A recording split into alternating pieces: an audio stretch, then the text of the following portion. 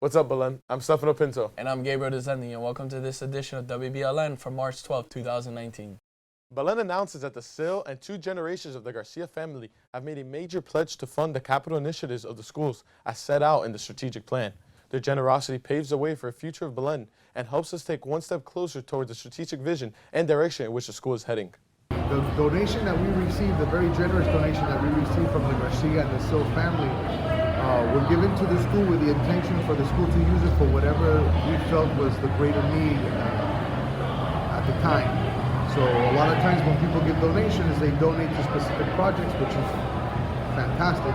And then sometimes you have individuals who are very generous and also say, you know, we're giving this for the school to use it for whatever they feel is best. And so since we have several projects that are going on here at Belen, chapel, STEAM, the school will take advantage and use that money for the sake of whatever project we feel is most in need at the time. This year, Athletic Director Carlos Barquin celebrates his 50th anniversary at Belen. Bark wants to continue building on the program's success over the years. Barquin is currently working on opening a new sports complex that will host locker rooms for all the teams, weight rooms, bigger equipment, and lights for the football stadium.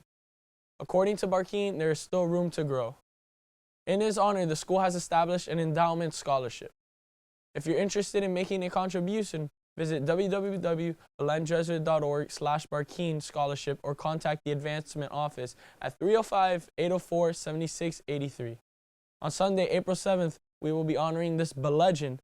The event will be held at the Penthouse at Riverside Wharf starting at 5 o'clock p.m. Tickets are limited. George Perez joins us now to tell us the latest on the flu epidemic.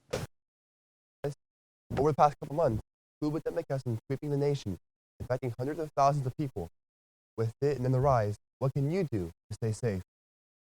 The flu has infected millions of people across the country this season, with dozens of states reporting widespread activity. The CDC now reports that 32 states are being affected by the disease.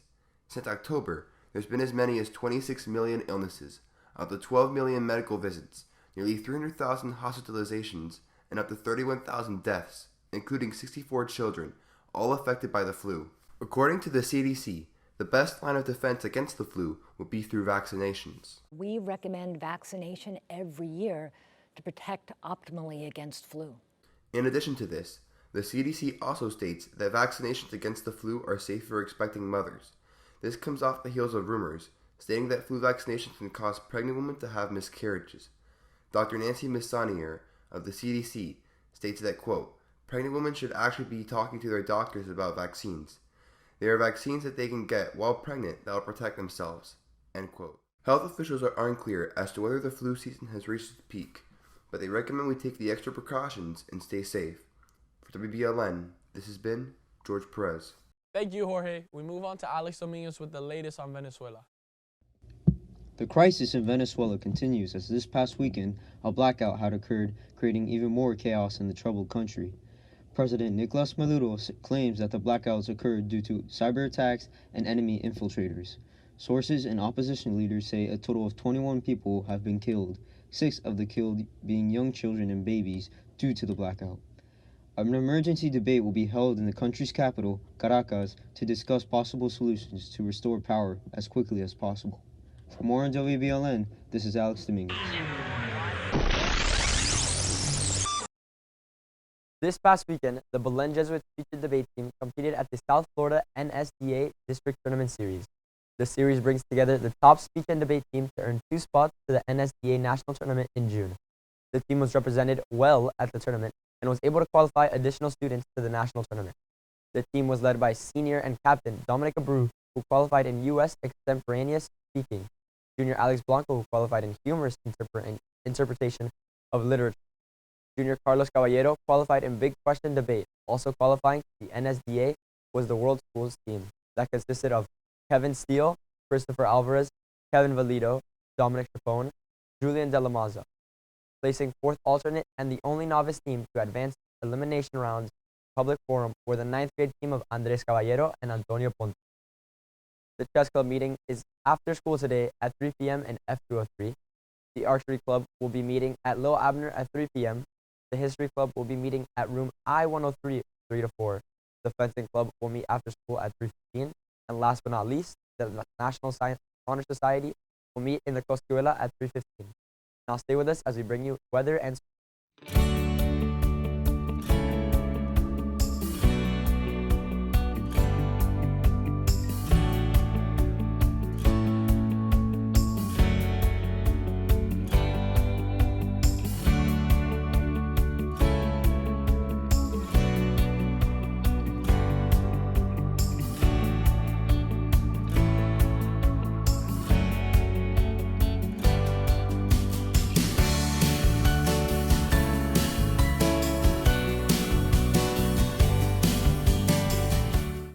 Here's your daily weather. Now today it's going to be nice, bright, and sunny, with temperatures up at 86 degrees Fahrenheit and only a 10% chance of precipitation. Going in later tonight, temperatures will drop down to 73 degrees and only a 5% chance of precipitation.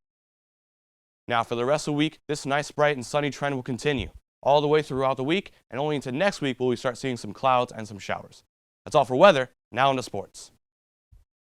Thank you, Sion. Here are your sports for today. This past weekend, the middle school gold lacrosse team beat Palmetto Middle School 7-4 and Palmer Trinity 8-0. With these two wins, the team moves on to 7-0 and remains undefeated. The middle school baseball team stays hot with another doubleheader sweep. They beat Florida Christian 12-0 and 8-7. The JV baseball team split this doubleheader with Columbus, losing the first game 3-0 and winning the second game 6-4. The water polo team beat Pompano Beach 28-5. The team's next game will be today against Columbus at 4 in the Gianna Aquatic Center. The varsity volleyball team defeated Pinecrest Prep 3-0 yesterday. That's all for sports. Now back to you guys. Thank you, Casa. Be sure to follow us on Facebook, Instagram, and Twitter. That's all your news for today. I'm Stefano Pinto. And I'm Gabriel Dezendi. From everyone here, have a wonderful day, and like always, stay golden, Wolverines.